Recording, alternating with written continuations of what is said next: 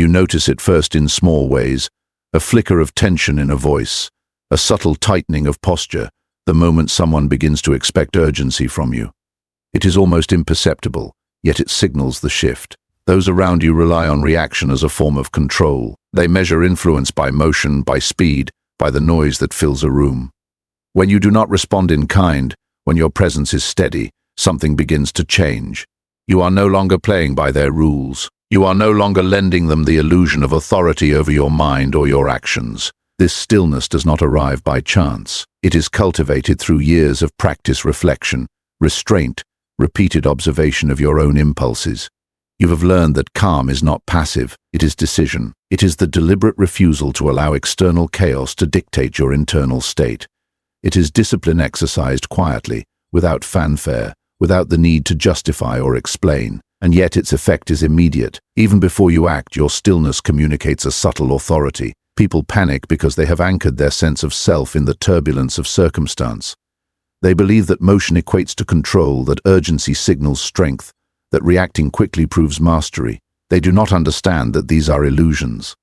And when you remain unshaken, they feel it. The absence of validation, the refusal to mirror their agitation, unsettles them. Their composure fractures because they relied on your participation to sustain the narrative of their control. You have known panic yourself. You have felt it rise in your chest, clouding judgment, shortening breath, demanding immediate action. But you also learned its nature, temporary, predictable, conquerable through stillness. You remain present, observing, allowing the sensations to exist without allowing them to dictate behavior. You act only where alignment and principle dictate. You endure without haste, respond without compulsion, decide without distraction. This is the quiet armor of self-mastery. Their panic is a mirror to your discipline. In their haste, you recognize the patterns of dependence you once permitted in yourself.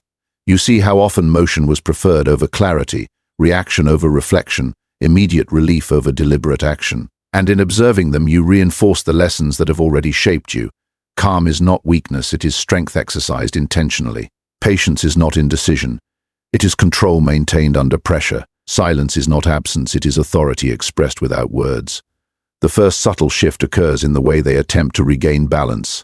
Words accelerate, gestures expand, the tempo of their motion quickens. They seek to dominate the environment, to impose order externally, because they cannot sustain it internally.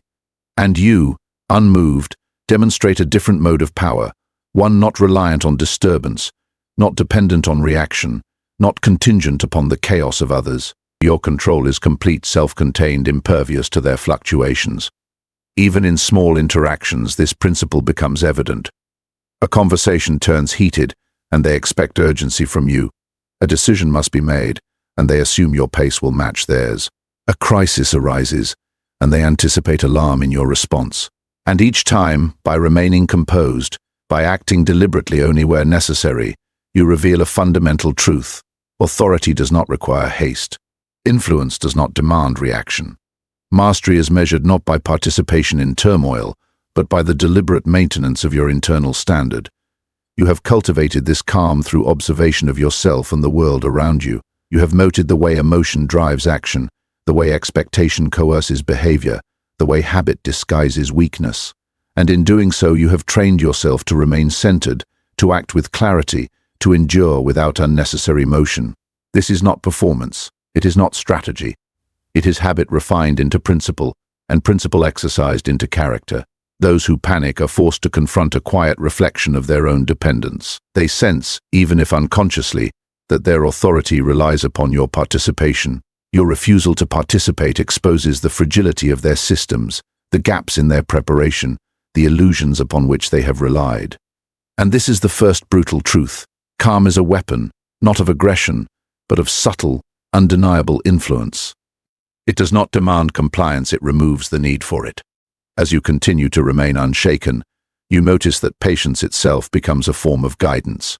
By refusing to mirror urgency, by acting only when aligned with principle, you teach without instruction. The lesson is not in your words, but in your presence. Weakness is revealed, not through confrontation, but by your consistent demonstration of self-control. Others begin to adjust their expectations, not because you have imposed change, but because you have refused to participate in disorder. You have learned that your energy is not theirs to claim, your focus not theirs to disturb, your presence not theirs to manipulate. In standing steady, in acting deliberately, in observing without reaction, you create a space where clarity and control are self-contained. Panic cannot infiltrate where attention is disciplined, where intention is deliberate, where alignment governs action. And it is here, in this quiet mastery, that you begin to understand the first Stoic tactic that breaks control. To remain calm is to assert sovereignty over your own mind, even while others tremble around you. You begin to notice how subtle the effect of your calm truly is. At first it feels almost imperceptible, as though the world continues on its own chaotic rhythm, indifferent to your presence. But then you see the small signs, a pause in speech, a hesitation in gesture, a glance cast to gauge your reaction. Others expect motion reaction, you urgency, and when they do not find it, they flinch. They search for guidance where none is given, because they are accustomed to leaning on the responses of those around them to validate their own decisions. This is the first layer of understanding. Panic is contagious, but calm is stabilizing. Yet few recognize it. They mistake movement for power, reaction for authority, urgency for control. You have learned not to participate in these illusions. Your stillness is deliberate, an intentional counterpoint to the frenzied motion surrounding you. It is quiet, but it communicates more than words could ever convey, that your authority does not rely on their approval, that your actions are dictated by principle rather than circumstance, that your inner equilibrium is self-sustained. People panic because they have conflated the external world with internal validation. They measure their influence by the speed of their decisions, the volume of their gestures, the immediacy of their responses. And when you do not meet these expectations, their uncertainty surfaces. They begin to search for something they cannot name: confirmation, reassurance, the illusion of control that only reaction can provide. And in that gap you hold the first quiet advantage, the clarity of deliberate stillness. You have experienced panic yourself, and you know its characteristics intimately. It accelerates thought, fragments focus, shortens perception, and tempts immediate action. But through repeated observation, reflection, and practice, you have learned its impermanence. Panic is only persuasive if you allow it to shape your actions. When met with unshakable calm, it loses its authority. You remain grounded, assessing the situation with clarity, deciding only where alignment and principle dictate, and refusing to be swept into the currents of urgency. This discipline extends beyond simple restraint. It is a cultivated habit, a structure of character that refuses to yield to emotional contagion. You do not react because you are superior or because you seek to dominate. You react because you understand the long-term cost of yielding to immediate stimulus. You observe, measure, and act with precision. And in doing so, you reveal another truth. Calm is not passive. It is a deliberate form of influence, stronger than the loudest assertion or the fastest reaction. Those around you, unpracticed in such restraint, begin to exhibit signs of confusion. Their gestures become exaggerated, their words accelerate, their motions fill the space with an almost desperate intensity. They are attempting to regain the control they assumed was theirs, to reassert authority over the environment and over you. And in this, you witness the second truth. People panic when they recognize that your sovereignty is not contingent upon their agitation. Your presence is steady, their need to command is exposed as dependency. The process is subtle and requires patience. You do not seek to provoke their reactions, nor do you act to demonstrate superiority. You maintain your standard quietly, without interference, without anticipation. And as the tension around you grows, you realize a third truth. The absence of reaction is more disarming than confrontation. It compels observation and reflection without assertion. The panic of others becomes a mirror to their own lack of control, revealing patterns they had not seen, choices they had not considered, limitations they had long ignored. You continue to cultivate this inner calm, not for the sake of influence, but for clarity. Each instance in which you refuse to mirror urgency strengthens your discipline. Each pause in response builds your capacity to observe without judgment, to act without compulsion, to maintain alignment without distraction. And over time, this habit becomes a quiet authority, a stabilizing force that influences situations without force, guidance without words, and presence without performance. You begin to understand the power of selective engagement. Action is not required at every moment, intervention is not necessary at every juncture. The true mastery lies in discerning when to act and when to remain still, in understanding the alignment of principle over preference, of necessity over impulse. The calm you maintain is not for show, nor is it for convenience.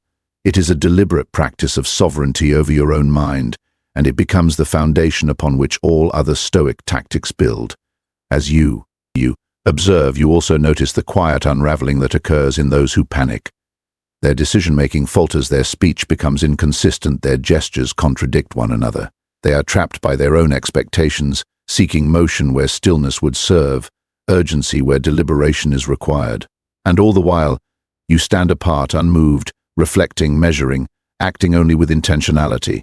In this separation you uncover the fourth truth.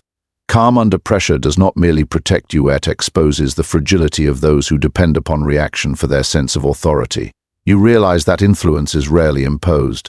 It is reflected.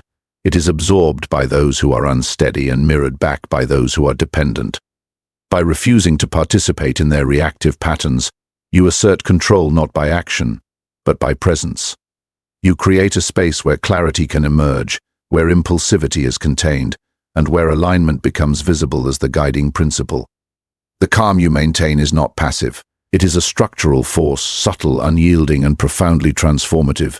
Each encounter strengthens your understanding. Patience is the discipline of the mind, observation is the foundation of self-mastery, and deliberate stillness is the most effective way to dismantle the illusory control others impose upon themselves and expect from you. You have begun to embody a quiet authority that commands without demanding, influences without asserting, and shapes without overt interference.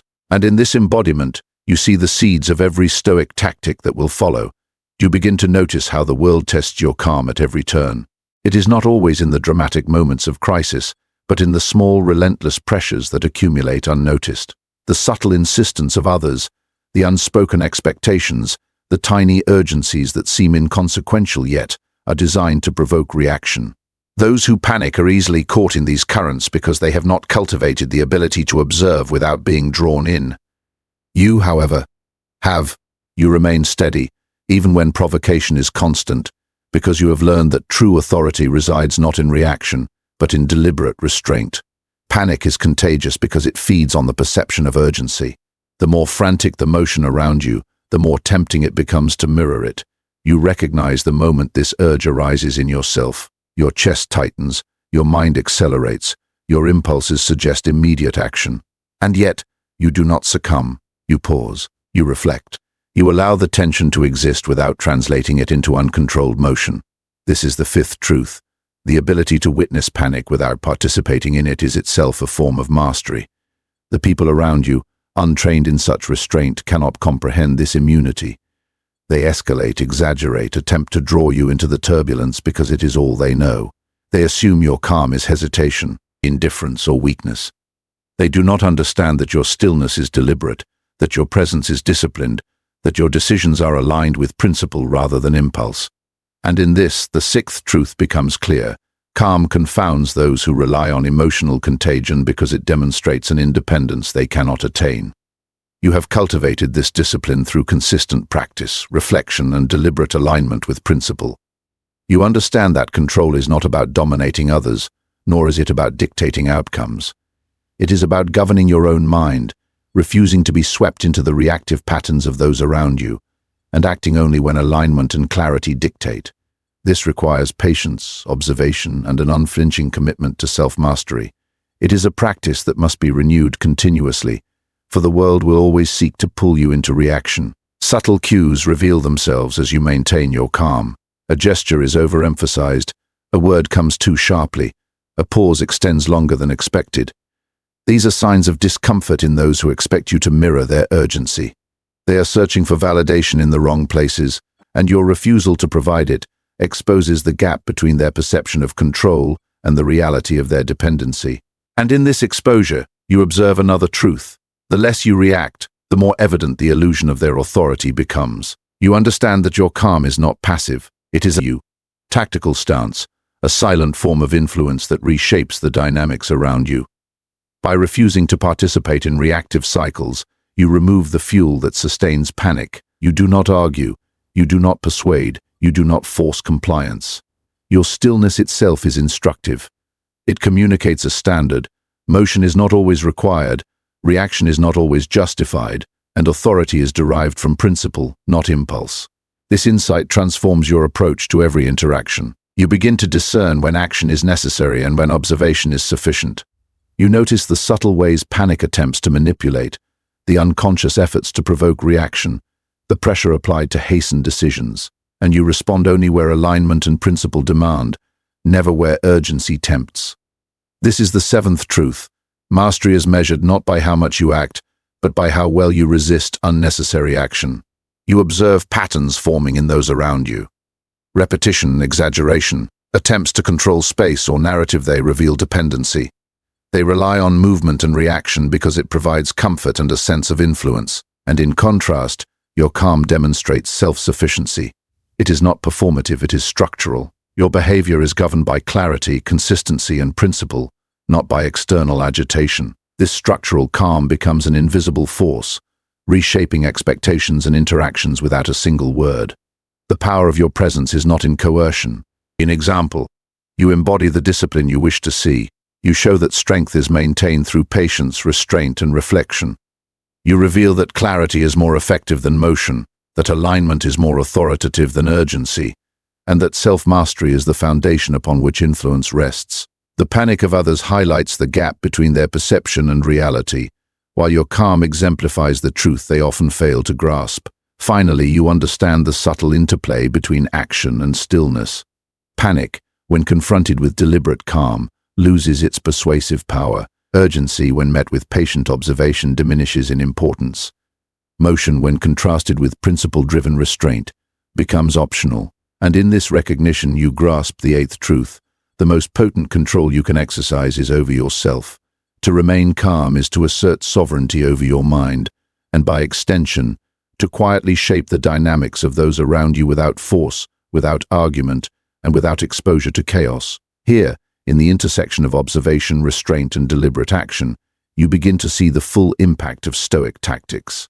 You realize that your calm is not a passive state, but a strategic posture. It is a quiet assertion of authority, a subtle correction of imbalance, and a powerful demonstration of what mastery truly entails. And as you carry this forward, you understand that the journey is continuous. Each interaction, each moment of tension, each opportunity to resist reaction is a chance to deepen discipline and strengthen the unshakable calm that defines you. The subtle power of calm becomes even clearer as you notice how others adjust their behavior around you without realizing it. They expect agitation, motion, urgency, but when they encounter none, they begin to compensate. They speak faster, gesture more, seek reassurance in ways that are almost desperate, and yet you do not respond with imitation. You do not match their rhythm or feed their urgency. Instead, you maintain a steady pace, measured words, deliberate motions. In this contrast, your authority emerges not through dominance, but through consistency. Those who panic cannot comprehend stillness as strength. They interpret your calm as indecision, hesitation, or passivity because they are unpracticed in restraint. Their minds, conditioned to assume reaction equals engagement, are unsettled when it does not arrive. This is the ninth truth. Presence itself can be instructive. By embodying composure, you reveal to others the limits of their dependency on motion. You demonstrate that mastery is self-contained and does not require external validation. You have learned over years that panic is always an attempt to externalize responsibility. Others seek to provoke response because it allows them to feel in control. You have refused this dynamic, and in doing so, you cultivate a different type of influence. Quiet, unyielding, and anchored in principle. Moments when they become agitated, frustrated, or confused are not disruptions, they are confirmations that your calm is working.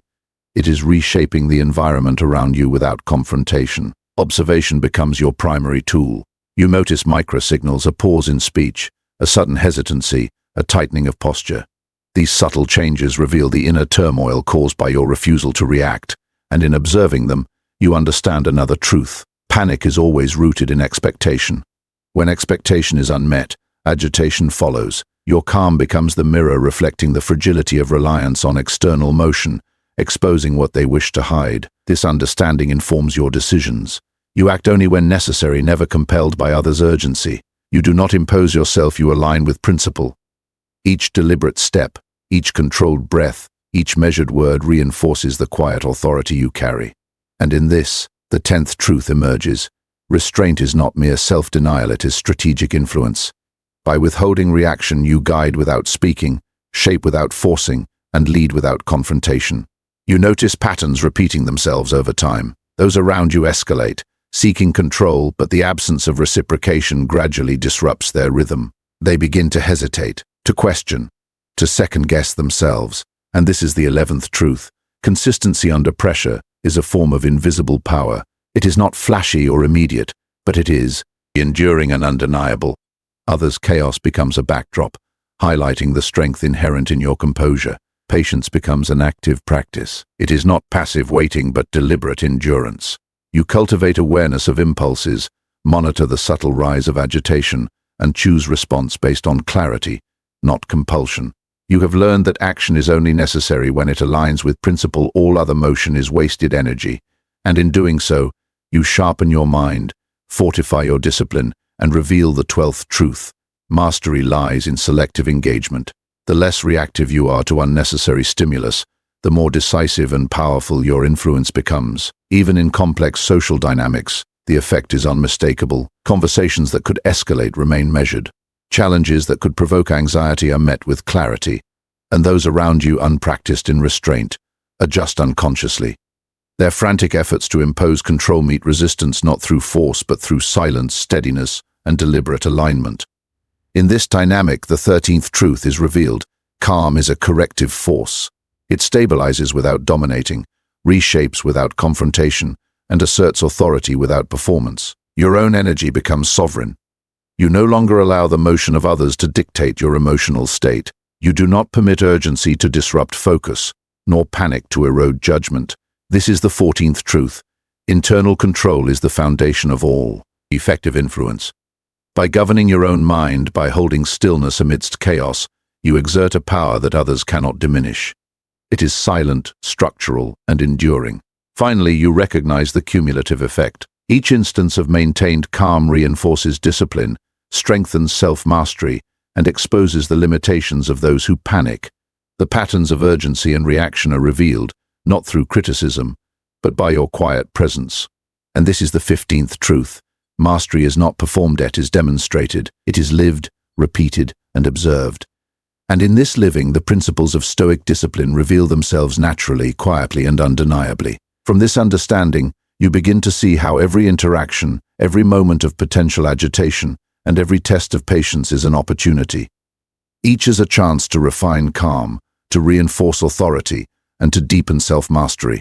The calm you maintain is not for show, it is the deliberate cultivation of sovereignty over your mind, the quiet dismantling of others' illusions of control, and the embodiment of principles that cannot be shaken by circumstance. You have learned that presence alone teaches lessons that words cannot. By refusing to mirror panic, by choosing observation over reaction, by acting only with alignment, you exert influence in the most profound and enduring way. And as the world continues to test your discipline, you remain steadfast, patient, and deliberate, knowing that your calm is both shield and tool, a force that breaks illusions, corrects imbalance, and asserts authority quietly, relentlessly, and unshakably. Now, as you bring all these lessons together, you realize the full weight and subtlety of what it means to remain calm while others panic.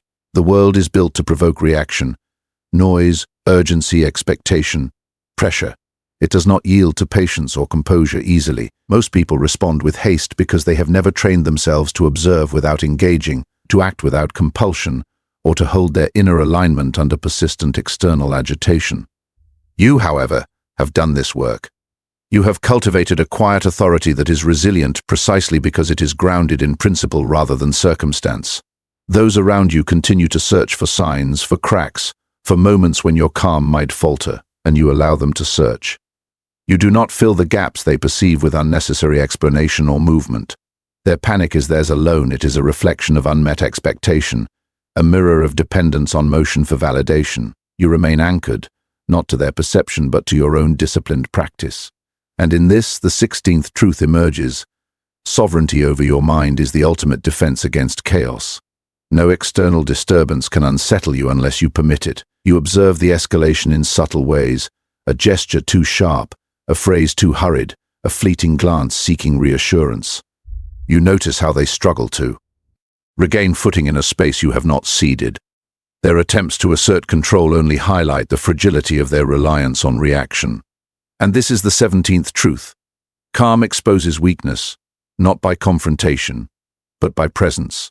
It does not attack, it clarifies. It does not dominate, it demonstrates. Your own energy becomes a stable reference point. You do not allow yourself to be swept into their rhythm, to mirror their anxiety, or to satisfy their need for immediate reaction. Every measured word, every deliberate motion, every steady breath reinforces a structure of self-governance that cannot be shaken by circumstance. The 18th truth is revealed.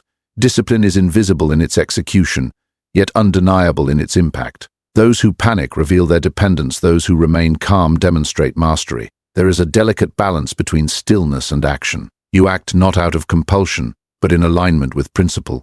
Your interventions are precise, intentional, and measured. You never respond to agitation with agitation, nor urgency with haste. You act where clarity and necessity intersect. And in this practice, the 19th truth emerges. Mastery is selective engagement. The power to choose when to act is more formidable than constant motion. Over time, the pattern becomes unmistakable. Those who once relied on your participation for validation begin to adjust unconsciously. They notice that motion is not mirrored, that urgency is not amplified, that panic is met with steady observation. Your calm reshapes expectations, establishes boundaries, and redefines influence, all without confrontation. This is the 20th truth. Authority exercised through calm is enduring, subtle, and transformative. Reflection deepens your understanding. You realize that all of these truths point inward. They are not about dominating others or proving superiority. They are about cultivating unshakable self-mastery, refining discipline, and sustaining clarity in the face of chaos. Your calm is a mirror, reflecting not the weakness of others alone, but the depth of your own preparation, restraint, and alignment. The world may panic, but you remain sovereign. Finally, you recognize the responsibility this calm entails. It is not for passive observation alone, it is a tool for shaping your own mind, guiding interactions, and living in accordance with principle. Every test, every moment of agitation, every situation that provokes urgency is an opportunity to exercise mastery. By holding stillness, you assert authority quietly, deliberately, and consistently. You demonstrate that influence comes not from reaction but from deliberate, disciplined presence. Carry this forward. Let your calm be deliberate, your actions intentional, and your observation patient. Do not seek validation from others, nor allow their urgency to dictate your rhythm. Strength is revealed not in response, but in restraint, mastery, not in motion, but in alignment. And as you continue this practice, remember that true authority resides within, cultivated quietly through discipline, self-awareness, and unwavering principle. And now, in the silence that follows, you hold the power of Stoic presence fully realized. Let this calm guide every decision, shape every interaction, and sustain you against the pressures of the world. Continue the practice, refine the discipline, and carry the lessons forward. And as you do, know that Built by Stoicism is here as a quiet companion, reminding you that sovereignty, calm, and deliberate action are the foundation of enduring strength, no matter how the world around you panics.